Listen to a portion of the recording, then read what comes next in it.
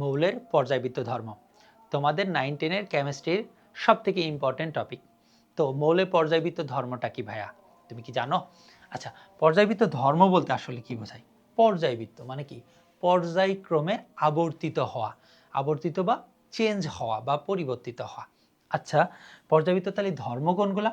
যেই ধর্মগুলা পর্যায়ক্রমে আবর্তিত হয় বা পরিবর্তিত হয় তাকেই বলা হয় পর্যায়বৃত্ত ধর্ম। তাহলে মৌলের পর্যায়বৃত্ত ধর্ম এটা কাকে বলবো? আমরা বলি যে পর্যায় সারণীর ভিতরে যেই সকল মৌল রয়েছে তাদের যেই ধর্মগুলা, স্পেসিফিক কিছু ধর্ম আছে যেই ধর্মগুলা পর্যায়ক্রমে আবর্তিত হয়, সেই সকল ধর্মকে আমরা বলি মৌলের পর্যায়বৃত্ত ধর্ম। চলো তোমাদের জন্য আমরা একটা পর্যায় সারণী নিয়ে এসেছি এখানে। হ্যাঁ, দেখো একটা কালারফুল সুন্দর একটা পর্যায় সারণী, তাই না? এবং এই পর্যায় সারণীতে দেখো উপর বরাবর তোমরা জেনে থাকবা, যেমন এই বরাবর থাকে গ্রুপ, এগুলা কি গ্রুপ। ওকে, তাহলে উপর বরাবর থাকে গ্রুপ, যেমন এইটা 1 নাম্বার গ্রুপ, এইটা 2 নাম্বার, এইটা 3 নাম্বার, এইভাবে গ্রুপ করতে করতে টোটাল গ্রুপ সংখ্যা আসবে এখানে 18টি। টোটাল কয়টা গ্রুপ আসবে? 18টি গ্রুপ আসবে। ওকে, এবং এই যে এইগুলা দেখছো না, এই বরাবর, এই যে এই বরাবর, এইগুলাকে বলা হয় পর্যায়। এগুলাকে কি বলা হয়? পর্যায়। তাই টোটাল পর্যায় সংখ্যা কয়টা আছে? 7টা। তোমরা জেনে থাকবা যে পর্যায় সারণীতে টোটাল পর্যায় সংখ্যা 7টি এবং গ্রুপ সংখ্যা আছে 18টি। কয়টি? 18টি। এখন খেয়াল করো, আমরা পড়তেছি তো পর্যায়বৃত্ত ধর্ম কার? মৌলের। মৌল কাকে বলা? এই যে পর্যায় সারণী দেখছো, এই পর্যায় সারণীর ভিতরে টোটাল 118টি এলিমেন্ট আছে। এই 118টি যে ইন্ডিভিজুয়াল আছে, এই 118টি ইন্ডিভিজুয়ালকে বলা হয় এক একটি মৌল, এক একটি মৌল। এবং এই মৌলের বেশ কিছু ক্যারেক্টারিস্টিক্স আছে, যেমন আমি কয়েকটা ক্যারেক্টারিস্টিক্সের নাম বলছি তোমাদের জন্য, যেগুলো ইম্পর্টেন্ট। প্রথমে হলো পারমাণবিক ব্যাসার্ধ, 2 নাম্বারটা হলো ধাতব ধর্ম, অধাতব ধর্ম, একসাথে পড়ে নিব এই দুটা।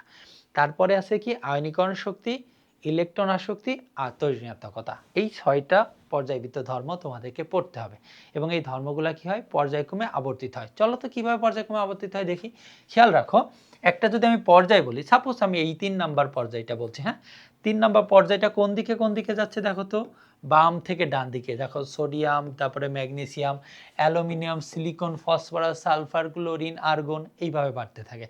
আর যদি আমরা একটা গ্রুপ বলি, ধরো এই গ্রুপটা কোন দিক থেকে কোন দিকে যাচ্ছে দেখো তো? উপর থেকে নিচে। তাহলে গ্রুপের যে পর্যায়বৃত্ত ধর্ম এটা আবর্তিত হবে উপর থেকে নিচে। আর একটা পর্যায়ের পর্যায়বৃত্ত ধর্ম কিভাবে আবর্তিত হবে? বাম থেকে ডান দিকে। মনে করি যে তোমাদের এটা ক্লিয়ার হয়ে গেছে, ঠিক আছে? তো চলো আমরা এখন পর্যায়বৃত্ত ধর্মের জিনিসটা আমরা একটু বুঝে নিই। তাহলে পর্যায়বৃত্ত ধর্ম কাকে বলে? যে মৌলে যে সকল ধর্ম, আমরা বলতে পারি যে পর্যায় সারণীতে কোনো একটা মৌলের যে সকল ধর্ম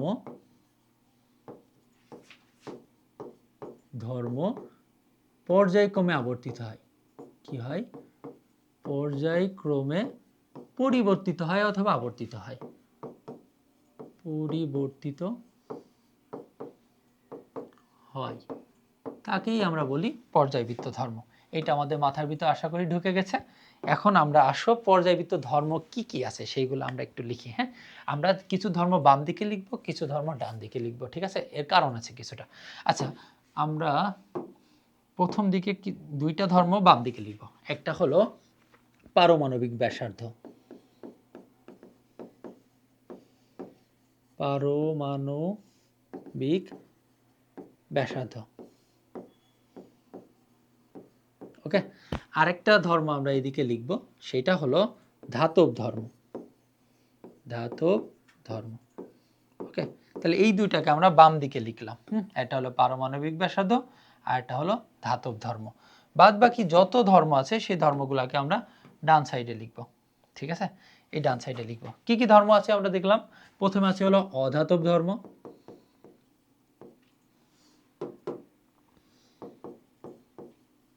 অধাতব ধর্ম।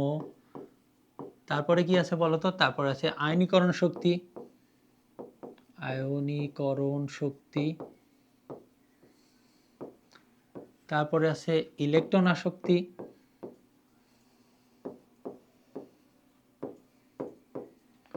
আর লাস্টে যেটা তোমাদের পড়তে হবে সেটা হলো লাস্ট ওয়ান, সেটা হলো তড়িৎ ঋণাত্মকতা, তড়িৎ ঋণাত্মকতা। ওকে, তাহলে এই হলো তোমাদের ডান সাইডে পর্যায়বৃত্ত ধর্মগুলা, ডান সাইডে পর্যায়বৃত্ত ধর্মগুলা। এখন কেন এটা বাম দিকে আর এটা ডান দিকে লিখলাম সেটার কারণ তো আমাদের জানতে হবে, তাই না? আসলে এই দুইটা ধর্মে পর্যায়বৃত্ত ধর্ম একই রকম এবং এই চারটা পর্যায় মানে ধর্মের পর্যায়বৃত্ত ধর্ম একই রকম, অল্প কিছু ব্যতিক্রম ছাড়া। আচ্ছা খেয়াল করো তো, এই দুইটা আমরা কি বললাম যে গ্রুপ বরাবর একটা আমরা পর্যায়বৃত্ত ধর্ম পাবো আর পর্যায় বরাবর, তাহলে একই পর্যায়ে এখানে যদি আমরা লিখি একই পর্যায়ে, একই পর্যায় বরাবর, হ্যাঁ, তাহলে একই পর্যায় বরাবর আমরা কোন দিক থেকে কোন দিকে যাই একটু আগে দেখালাম, সেটা হলো খেয়াল করতে এই যে আমরা যদি বলি একই পর্যায়ে, এই যে এই পর্যায়টা 3 নাম্বার পর্যায়টা ধরো আমরা ধরলাম, তাহলে এটা কোন দিক থেকে কোন দিকে যাচ্ছি দেখো তো, বাম থেকে ডান দিকে যাচ্ছি। তাহলে আমরা লিখতে পারি একই পর্যায়ে কি হবে, এটা বাম হতে যদি আমি ডান দিকে যাই, বাম থেকে যদি ডান দিকে যাই, তাহলে আমার পারমাণবিক ব্যাসার্ধ এবং ধাতব ধর্ম এই দুটার কি হবে, এই দুইটা হ্রাস পাবে, এই দুইটা কি হবে, হ্রাস পাবে। ওকে, তাহলে আমরা বলতে পারি একই পর্যায়ে বাম থেকে ডান গেলে পারমাণবিক ব্যাসার্ধ এবং ধাতব ধর্ম কি হয়, হ্রাস পায়। তাহলে এদের ক্ষেত্রে আমরা কি লিখতে পারি, এদের ক্ষেত্রেও আমরা যদি লিখি পর্যায় বরাবর মানে একই পর্যায়ে আমরা যদি বাম থেকে ডান দিকে যাই, তাহলে ওখানে যেহেতু হ্রাস পাইছে এখানে কি হবে, ওখানে যেহেতু হ্রাস পেয়েছে এখানে কি হবে, বৃদ্ধি পাবে। তাহলে আমি বলতে পারি একই পর্যায়ে বাম থেকে ডানে গেলে অধাতব ধর্ম, রাসায়নিক আয়নীকরণ শক্তি, ইলেকট্রন আসক্তি এবং তড়িৎ ঋণাত্মকতা মান বৃদ্ধি পায়। ওকে, এটা যদি হ্রাস পায় ওইটা বৃদ্ধি পাবে। ওকে, তার পরবর্তীতে যেটা আছে যে একই গ্রুপ বরাবর কি হবে, একই গ্রুপ বরাবর, একই গ্রুপ বরাবর কি বলছিলাম আমরা, উপর থেকে নিচে কোথায় আসবে, উপর হতে আমরা নিচে যাব, উপর হতে নিচে। আচ্ছা বলো তো, বাম থেকে ডানে গিয়ে যদি হ্রাস পায় তাহলে উপর থেকে নিচে গেলে কি হবে, বৃদ্ধি পাবে। উপর থেকে নিচে গেলে কি হবে, বৃদ্ধি পাবে। ওকে, তাহলে পারমাণবিক ব্যাসার্ধ এবং ধাতব ধর্ম একই গ্রুপ বরাবর উপর থেকে নিচে গেলে বৃদ্ধি পায়, বাম থেকে ডানে গেলে হ্রাস পায়। এদের ক্ষেত্রে কি হবে বলো তো, যদি আমরা উপর থেকে নিচে যাই, উপর থেকে নিচের দিকে যাই, তাহলে এদের ক্ষেত্রে যেটা হবে, এর যদি বৃদ্ধি পায় ওর হবে কি, হ্রাস, এটা হবে কি, হ্রাস। তাহলে আমরা এই একটা স্লাইডের মাধ্যমে, জাস্ট একটা স্লাইডের মাধ্যমে আমরা টোটাল পর্যায়বৃত্ত ধর্ম কিভাবে আবর্তিত হবে সব কিছু আমরা বলে দিতে পারবো, যে কোনটা বাম থেকে ডানে গেলে কোনটা হ্রাস পাবে এবং কোনটা বৃদ্ধি পাবে। খুব সুন্দরভাবে এই একটা স্লাইডের ভিতর সব কিছু দিয়ে দেওয়া হয়েছে। বাম দিকে কি রেখেছি, পারমাণবিক ব্যাসার্ধ এবং ধাতব ধর্ম, মনে রাখবা পারমাণবিক ব্যাসার্ধ এবং ধাতব ধর্ম একইভাবে আবর্তিত হয়। বাম থেকে ডানে গেলে কি হবে, হ্রাস পাবে, উপর থেকে নিচে গেলে বৃদ্ধি পাবে। আর বাদ বাকি যে চারটা আছে সেই বাকি চারটা কি, অধাতব ধর্ম, আয়নীকরণ শক্তি, ইলেকট্রন আসক্তি আর তড়িৎ ঋণাত্মকতা। এই চারটা মান কি হয়, বাম থেকে ডানে গেলে বৃদ্ধি পায়, উপর থেকে নিচে গেলে হ্রাস পায়। এখন কেন এই ধর্মগুলো বাম থেকে ডানে গেলে বৃদ্ধি অথবা হ্রাস এবং উপর থেকে নিচে গেলে বৃদ্ধি অথবা হ্রাস কেন পায়, এইগুলো আমরা নেক্সট ভিডিও থেকে আমরা তোমাদের কাছে ধারাবাহিক আকারে দিতে থাকবো।